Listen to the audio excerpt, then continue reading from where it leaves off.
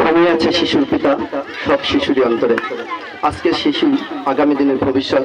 আর আজকের এই অনুষ্ঠান এই শিশুদেরকে কেন্দ্র করে চর খোলাবাড়ি সরকারি প্রাথমিক বিদ্যালয়ের বার্ষিক ক্রীড়া সাহিত্য সাংস্কৃতিক অনুষ্ঠানে প্রধান অতিথির আসন অলঙ্কিত করে অনুষ্ঠানে শ্রীবৃদ্ধি করেছেন অত্যন্ত জনপ্রিয় জননন্দিত নেতা, আমাদের প্রিয় ভাই, তরুণদের আইকন জনাব AK জাহিদুল হাসান জাহিদ ভাই। উপস্থিত আছেন এই আলফাডাঙ্গা উপজেলার সম্মানিত ভাইস চেয়ারম্যান শেখ দেলাওয়ার হোসেন, সম্মানিত মহিলা ভাইস চেয়ারম্যান লাইলা আপা। উপস্থিত আছেন জনাব AK তারিকুল ইসলাম, ইনস্ট্রাক্টর, উপজেলা রিসোর্স সেন্টার আলফাডাঙ্গা ফরিদপুর। উপস্থিত আছেন অত্র বিদ্যালয়ের সভাপতি, অত্র বিদ্যালয়ের সুযোগ্য প্রধান শিক্ষক জনাব আলমগীর হোসেন খান। এছাড়া এতক্ষণ বক্তব্য রাখলেন আমার প্রিয় বড় ভাই সেকেন্দার আলম, আলফাডাঙ্গা প্রেস ক্লাবের সভাপতি।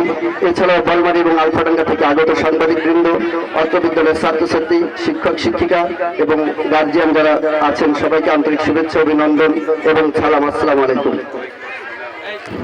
অত্যন্ত গুরুত্বপূর্ণ অতিথিবৃন্দ মঞ্চে আছেন, তবু বক্তব্য দিতে বলা হয়েছে। আমি খুবই সংক্ষিপ্ত ভাবে দু একটা কথা না বললেই নয়।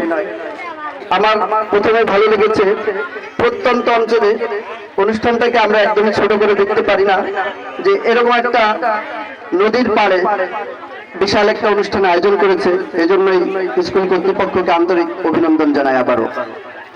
সর্বোপরি কথা, এই গ্রাম থেকে যদি শিক্ষার ভিত উন্নয়ন না হয় তাহলে একটা দেশ জাতি উন্নয়ন করতে পারবে না, যদি শুধু শহর কেন্দ্রিক হয়। তাই এই গ্রাম থেকে ছোট ছোট স্কুল থেকে ছোট ছোট বাচ্চারা একদিন সমাজের আসন হাল ধরবে। কেননা কবি সুকান্ত ভট্টাচার্য বলেছিলেন, যে শিশু ভূমিষ্ঠ আজ রাতে সে পেয়েছে ছাড়পত্র এক। নতুন বিশ্বের দ্বারে তাই ব্যক্ত করে অধিকার, জন্মমাত্র সুতীব্র চিৎকারে খর্বদেহ নিঃসহায়, তবু তার মুষ্টিবদ্ধ হার। এই শিশুরাই হবে আগামী দিনের ভবিষ্যৎ। আর যারা শিক্ষক শিক্ষিকা বৃন্দ আছেন তাদেরকেও আমি অনুরোধ করছি, আপনাদের সহকর্মী হিসাবে, যদিও আমাকে এখানে সাংবাদিক পরিচয় দেওয়া হয়েছে, এর বাইরে আমি আর একটা প্রফেশনের সাথে জড়িত, টিচিং প্রফেশন। আমি আগে গুলশান কলেজের বাংলা লেকচারার ছিলাম, এখন ডাক্তার গোলাম কবির নার্সিং কলেজের পরিচালক হিসাবে আছি এবং এখানে ক্লাস নেই। তা আমি যে কথা বলার জন্য এটা বলছি, যে শিশুদেরকে শুধু শাসন করেই কিন্তু মানুষ করা যায় না, এদেরকে ভালোবাসা দিয়ে মানুষের মতো মানুষ করে গড়ে তুলতে হবে।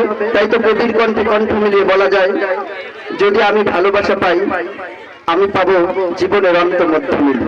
যদি ভালোবাসা পাই আমি পাহাড় ডিঙাবো আর সমুদ্র সাঁতরাবো। তাই ভালোবাসা দিয়ে এই সব ছোট ছোট শিশুদেরকে মানুষের মতো মানুষ করে তুলতে হবে। আর এই সব শিশুদেরকে যদি এখন মানুষের মতো মানুষ করে গড়ে তোলা না যায়, তাহলে এদের ভবিষ্যতে আর স্বশিক্ষায় শিক্ষিত হতে পারবে না। কারণ এই বর্তমান সরকার শিক্ষার প্রতি, স্বাস্থ্যের প্রতি সর্বাধিক গুরুত্ব দিয়েছেন। কেননা আমরা বিভিন্ন সভা সেমিনারে বলে থাকি, education is the backbone of a nation. No nation can progress without education. Ignorance is the signal to darkness. So the light of education is the necessary of the society. The educated person is very low in our country. কথাগুলো যদি সত্য হয়, এর পূর্ণ বাস্তবায়ন ঘটাতে হয়, তাহলে এদেশকে আরো স্বশিক্ষায় শিক্ষিত হতে হবে, এদেশকে উন্নয়নের সর্বশিখরে অধিষ্ঠিত হতে হবে। এজন্য একদম শিশু পর্যায় থেকেই দেশকে শিক্ষায় গড়তে হবে। এজন্য প্রাথমিক বিদ্যালয়কে ছোট করে দেখার কোনো অবকাশ নেই। যদি ইংলিশে একটা কথা আছে, মর্নিং শো দ্য ডে। দিনের শুরুটা কেমন হবে সকাল বেলায় বোঝা যায়। তাই একটা বাচ্চা যদি এই ছোটবেলায় মানুষের মতো মানুষ না হয়, যদি লেখাপড়া না করে, তাহলে সে কেমনে মানুষের মতো মানুষ হবে? কাবি নেই, নেভার এন্ড নট, কখনোই নয়।